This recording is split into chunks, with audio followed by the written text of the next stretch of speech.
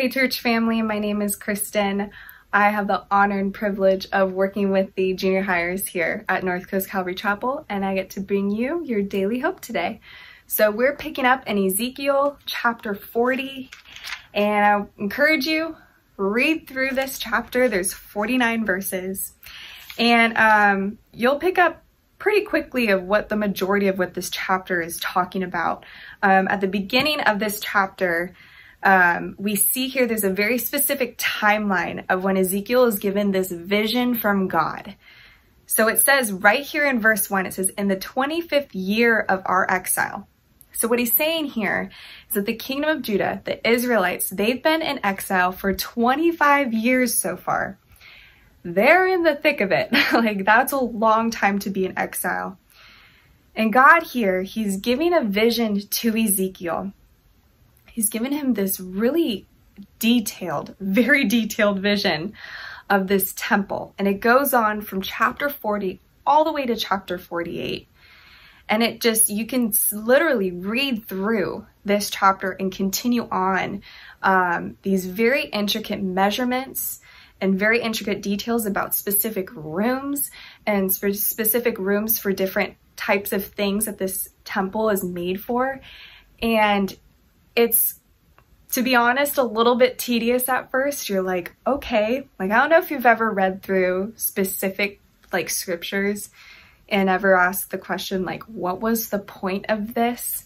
You know, like all this intricacy and detail and all these measurements and this outer court, inner court, specific gates about this temple. And it can really like make you not want to really care to read it again.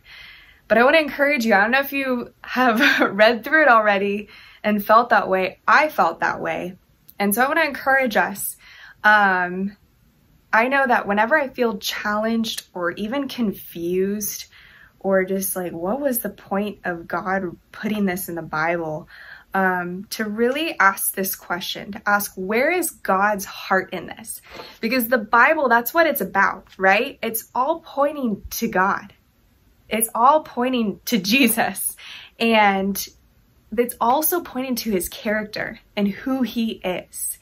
And if we read it in that lens, it's really, really cool, because even something as crazy as 25 cubits and really seeing the intimate details of this holy temple that God gives to Ezekiel, this vision, it's pretty sweet. So again, in chapter 40 and in verse 4, this is after this man in bronze appears to Ezekiel, and he has a measuring rod, and he's going to measure this temple with Ezekiel. And he says something pretty cool here. In verse 4, it says, the man said to me, Son of man, look carefully, listen closely, and pay attention to everything I'm going to show you.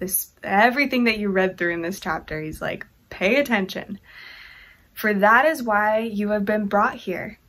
Tell the people of Israel everything you see. This group of people that's been in exile for 25 years, tell these people this beautiful, glorious temple that I'm about to show you. And again, he goes into this detail and just shows him like such incredible things in this. And asking that question, where is God's heart in this? It's right here in verse 4, because he tells us why he is about to tell him all of these things and show him this vision.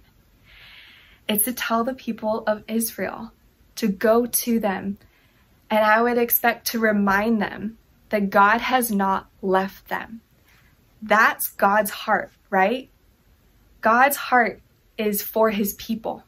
It's for his creation.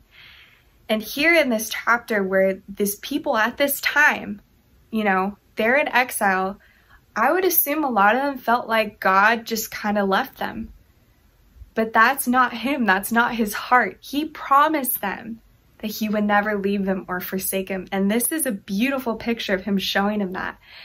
And not only that, but his love for them too, right?